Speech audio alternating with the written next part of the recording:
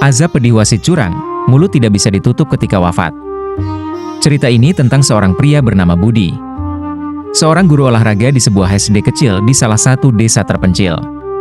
Hidupnya penuh perjuangan dan kesulitan ekonomi. Sebelum terjebak dalam pusaran dosa dan kecurangan, Budi dikenal sebagai sosok yang jujur dan bersahaja. Meski penghasilan sebagai guru olahraga tidak seberapa, ia tetap gigih mendidik anak-anak di sekolah dan bermimpi memiliki kehidupan yang lebih baik. Suatu hari, kesempatan emas datang menghampiri. Budi mengikuti pelatihan wasit dan berhasil mendapatkan lisensi wasit resmi. Baginya, ini adalah harapan baru. Menjadi wasit adalah jalan keluar dari kemiskinan yang selama ini membelenggu. Awalnya, Budi memimpin pertandingan dengan penuh integritas. Setiap keputusan yang ia ambil di lapangan selalu berdasarkan kejujuran dan prinsip-prinsip keadilan. Ia merasa bangga dengan peran barunya. Namun, cobaan besar datang ketika ia mulai memimpin turnamen sepak bola antar kampung, atau yang lebih dikenal dengan istilah Tarkam. Tarkam adalah ajang prestisius bagi kampung-kampung yang berlaga. Banyak yang mempertaruhkan nama baik, bahkan uang dalam jumlah besar di balik turnamen ini. Suatu hari, Budi dipilih menjadi wasit dalam pertandingan besar antar kampung. Di sana, ia berhadapan dengan seorang lurah bernama Pujo, seorang pengusaha besar sekaligus mafia tanah yang terkenal licik dan tak kenal ampun. Pujo mendekati Budi sebelum pertandingan dengan maksud buruk. Ia menuntut Budi untuk memenangkan tim dari kampungnya dengan segala cara. Lurah itu bahkan memberikan ancaman, jika kamu menolak, video-video kebersamaanmu dengan seorang pelacur akan kusebar. Video itu bisa menghancurkanmu dan keluargamu. Budi terkejut dan ketakutan. Ia tidak menyadari bahwa wanita yang ditemuinya di malam itu adalah jebakan yang direncanakan oleh Pujo. Di bawah tekanan dan ancaman, Budi tidak punya pilihan lain selain menyetujui permintaan Lurah Pujo. Dengan berat hati, ia memimpin pertandingan sambil mengatur skor untuk memastikan tim Pujo keluar sebagai pemenang. Malam itu, meskipun tim Pujo tidak layak menang, keputusan-keputusan Budi di lapangan membelokkan hasil pertandingan. Kemenangan jatuh kepada tim yang curang. Budi pulang dengan perasaan hancur. Hatinya diliputi rasa bersalah yang luar biasa. Tetapi ia merasa tidak punya pilihan lain. Di pertandingan berikutnya, hal yang sama terjadi. Pujo terus memaksanya untuk melakukan kecurangan, dan kali ini, Budi mulai merasakan keuntungan materi dari tindakannya. Perlahan tapi pasti, Budi mulai terjebak. Ia menikmati uang haram yang mengalir deras dari hasil pengaturan skor. Dunia judi Tarkam ternyata jauh lebih besar dari yang ia bayangkan. Siklus uang di belakang layar pertandingan Tarkam sungguh luar biasa besar. Melibatkan banyak pejabat, mafia dan penjudi. Suatu ketika, dalam salah satu pertandingan penting, seorang pemain bernama Andi mengalami nasib yang sangat tragis akibat kecurangan yang dilakukan Budi. Andi adalah seorang pemain panggilan dari tim lawan yang ditugaskan untuk memperkuat tim tersebut. Andi bukanlah pemain biasa. Dia datang dari keluarga yang sederhana dan berusaha keras mencari nafkah secara halal. Sepak bola menjadi salah satu caranya untuk menambah penghasilan keluarga. Saat itu, Andi bertaruh banyak pada pertandingan tersebut.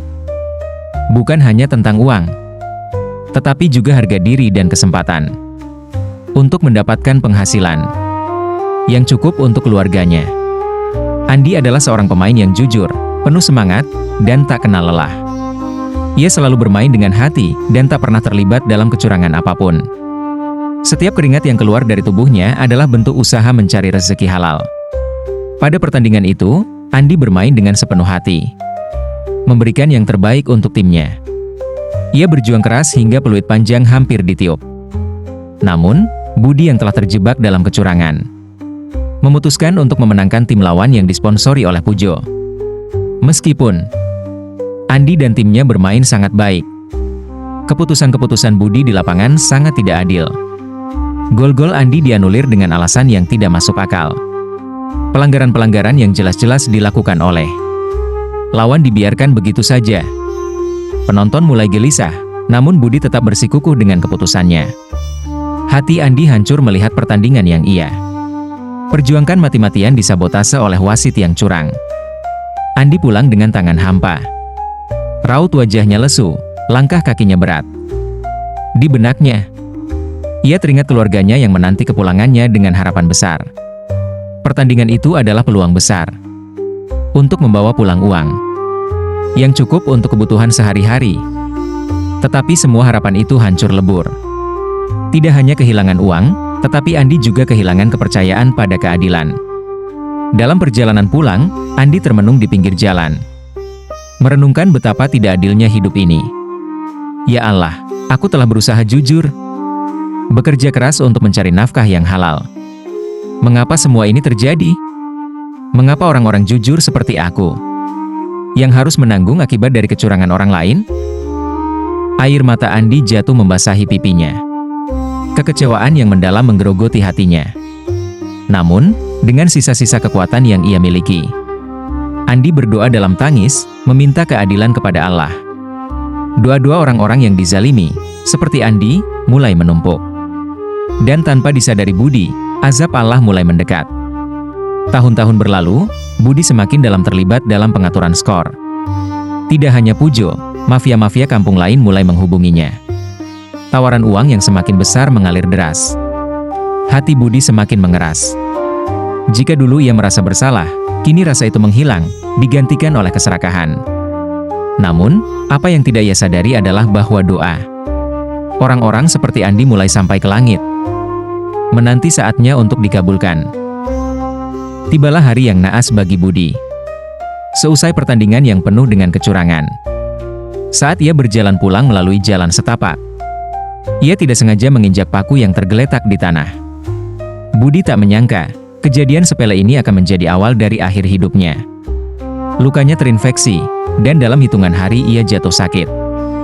Kondisinya semakin parah, dan ia didiagnosis terkena tetanus. Seminggu setelah kejadian itu, Budi meninggal dunia. Namun, kematian Budi bukanlah akhir dari penderitaannya.